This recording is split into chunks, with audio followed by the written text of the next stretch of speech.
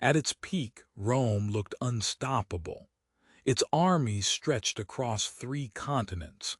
Its roads tied together a giant empire. Its laws, money, and symbols of power reached farther than almost any state before it. So here is the real mystery. How does something that's strong begin to fall apart? And the bigger question is this: did Rome really collapse all at once? Or did it slowly crack from the inside long before the famous end arrived? Most people picture one dramatic moment: a barbarian invasion, a weak emperor, a final blow. But the truth is much stranger and far more interesting. The fall of Rome was not a single disaster. It was a long breakdown, a slow unraveling of power, trust, money, and defense. And once you see how it happened, one question keeps coming back. How could the greatest empire in the West become so fragile? To understand the collapse, we have to start with what Rome had become. The Roman Empire was huge. Too huge, some historians would say, to control forever. It held rich cities, busy trade routes, farmland, mines, ports, and millions of people speaking different languages and living very different lives. For a long time, that diversity was one of Rome's strengths. But it also became a problem, because an empire that large needs steady leadership. It needs reliable taxes. It needs soldiers. It needs order. And Rome, especially in the West, began losing all of those at once. One of the biggest problems was political chaos. Emperors came and went, sometimes very quickly. Some were chosen by armies. Some were removed by armies. In some periods, power changed hands so often that people no longer knew who would rule next. Think about what that does to a state. If the top job is always unstable, everyone below starts to look out for themselves. That matters because Rome depended on loyalty, not just to the emperor but to the whole system. When that loyalty weakened, local leaders, generals, and cities began acting more independently. The empire was still there on paper, but in practice, it was becoming harder to hold together. Then came the economic strain. Rome needed money to pay soldiers, maintain roads, support cities, and defend borders. But over time, that became harder.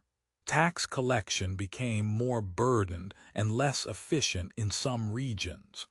Trade was disrupted, and the state often needed more and more resources just to survive. There is another part of the story that surprises many people. Rome did not simply run out of gold overnight. The decline was more complicated. The economy shifted. In some places, wealth concentrated in the hands of a few. In others, cities became weaker. The imperial system became less able to support the huge machine it had built. And then there was the army. Rome's military had once been its greatest strength, but defending such a massive border became extremely difficult. The empire had long frontiers along rivers, deserts, and open land. That meant constant pressure. Not one enemy, but many. Germanic groups, nomadic peoples, and other forces were moving, fighting, and settling in different parts of Europe. Some were enemies. Some became allies. Some were allowed into Roman territory and later turned against Roman control. The Roman world was not facing a simple foreign attack. It was dealing with a whole chain of migrations, conflicts, and power struggles. And one event made everything worse. The Huns pushed into Europe, creating shockwaves that forced other groups toward Roman lands. That did not destroy Rome by itself, but it helped trigger a chain reaction. Borders were tested, armies were stretched thin, Roman generals had to fight on too many fronts. Now here is where the story gets even more interesting. Many people assume that Rome fell because outsiders were stronger than Rome. But that is only part of it. The deeper problem was that Rome was already weakening from within. The invasions mattered because the empire could no longer respond as effectively as it once did. Internal division also played a huge role. The empire had become too large for one center of power to manage easily. In practice, the East and West were often developing differently. The Eastern Roman Empire had richer cities, stronger finances, and better defensive positions. The West, by comparison, was more exposed and more vulnerable. That difference matters a lot, because when we talk about the fall of Rome, we usually mean the Western Roman Empire. The Eastern Roman Empire, later known as the Byzantine Empire, survived for centuries after the West collapsed. So Rome did not vanish in one day. One half fell, the other half endured. But why did the West fall first? Because it was under pressure from every side. Political instability made leadership weaker. Economic problems made the state less able to pay for defense. Military pressure made the borders harder to hold. And corruption and competition among elites made coordination even worse. Rome's own machinery began turning against itself. There were also social changes. As imperial power became less reliable, people looked for protection closer to home. Local landowners and military leaders gained influence. The central state lost authority in many areas. In other words, the empire did not just get conquered. Parts of it gradually stopped behaving like one empire. This is one of the most important insights in the whole story. Rome was not destroyed by a single sword stroke. It was hollowed out.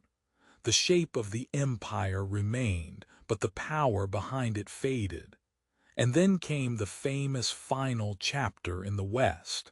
In 476, the last Western emperor, Romulus Augustulus, was removed from power. That moment is often taught as the fall of Rome, but even that was not the whole story. By then, the Western Empire had already lost much of its former control. The event was dramatic, yes, but it was more like the final page of a long collapse than the beginning of it. So, what is the real explanation? It was not one thing. It was many things happening together. A huge empire became harder to manage. Political power became unstable. The economy strained under the cost of defense and administration. The military faced constant pressure. Borders became harder to secure. Local loyalties replaced imperial unity. And the Western state, once so powerful, slowly lost the ability to govern itself. The biggest revelation is this: Rome did not truly fall in the same way a building falls in one instant. It transformed, split, weakened, and survived in different forms. The Roman world changed shape. The West broke apart. The East continued. And many Roman ideas, laws, and institutions lived on long after the Western throne was empty. That is why the collapse of Rome is still so fascinating. It was not just the end of an empire. It was the beginning of a new world. And maybe that is the most surprising part of all. The fall of Rome was not the story of total destruction. It was the story of how even the greatest power in history can slowly become too divided, too stretched, and too fragile to hold itself together. So when we ask why Rome really collapsed, the answer is not one emperor, one invasion, or one battle. The answer is far bigger than that. Rome collapsed because, little by little, the empire stopped being able to save itself.